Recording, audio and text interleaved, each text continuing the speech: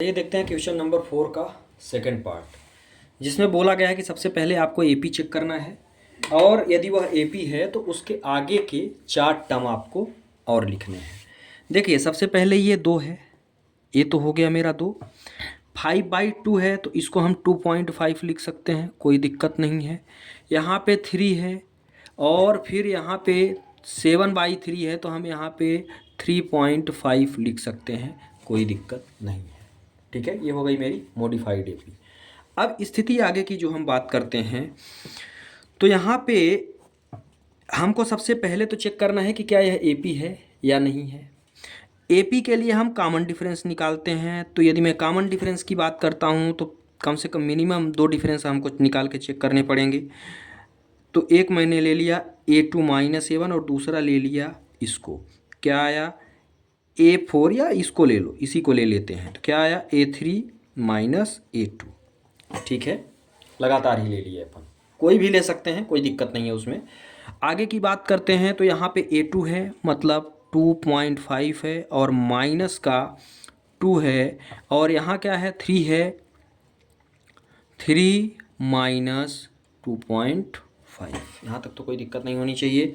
यहाँ पे मुझे मिला 0.5 और यहाँ भी मुझे मिला 0.5, मतलब जो कॉमन डिफरेंस है वो मेरा क्या है, सभी में सेम है, मतलब यह क्या होगा, एपी होगा। ठीक है, तो सबसे पहले तो आप एक लाइन इसमें लिख देंगे, डिफरेंस इज सेम,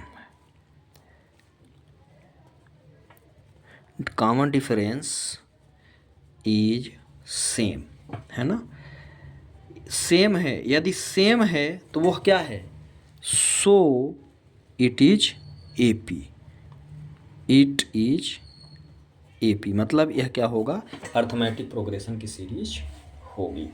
अब आगे की बात करते हैं। बोल रहा है कि आपको 4 टर्म लिख के बताने हैं, यदि वो सीरीज होगी तो 4 टर्म लिख के बताने हैं। तो 1 2 3 4 यहाँ तक तो दिया हुआ है। हम यदि आगे की टर्म निकालना चाहेंगे तो हम कैसे निकाल सकते हैं भाई, यहाँ 7/2 है ना भाई, 1 2 3 4 है ना, A2 A3 A4 तो दिया हुआ है। मुझे चाहिए क्या, मुझे चाहिए A5, यही चाहिए। A5 क्या होता है, ये होता है A+4D, है ना। अब A कितना दिया हुआ है, 2 दिया हुआ है, ये कितना दिया हुआ है, 2 दिया हुआ है। तो यहाँ पे हमारा हो गया A2 प्लस 4 इंटू D कितना है, 0.5, है ना। मतलब यदि मैं इसको सॉल्व करना चाहूँ तो यहाँ पे क्या हुआ, यहाँ पे तो 2 है और 2 और इसका मल्टीप्लाई करेंगे तो यहाँ पे भी मिलेगा 2, तो ये अगली टर्म मुझे मिल गई 4। ऐसे ही हम सारी टर्मों को निकाल के चेक करेंगे। ठीक है, निकाल के 4 टर्म मुझे और बतानी है।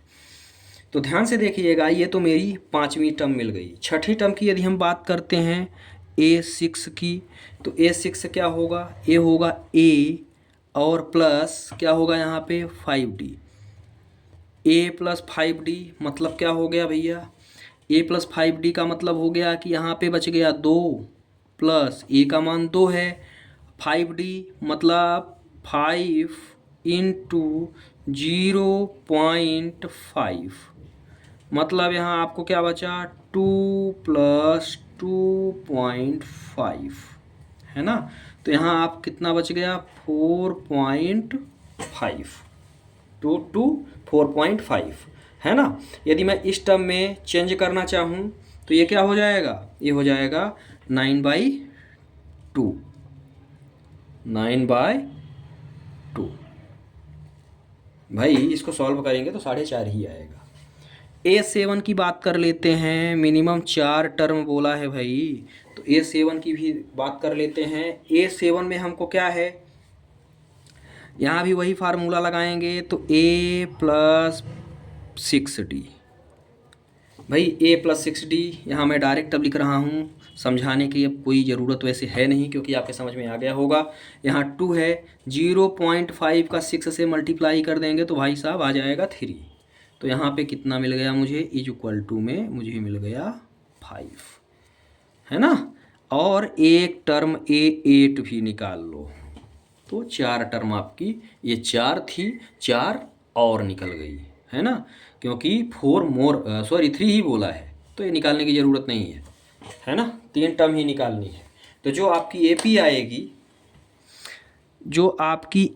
आएगी, वो एपी में क्या क्या दिया हुआ है भाई, ये तो ऑलरेडी 2 है, 5/2 है, 3 है, 7/2 है।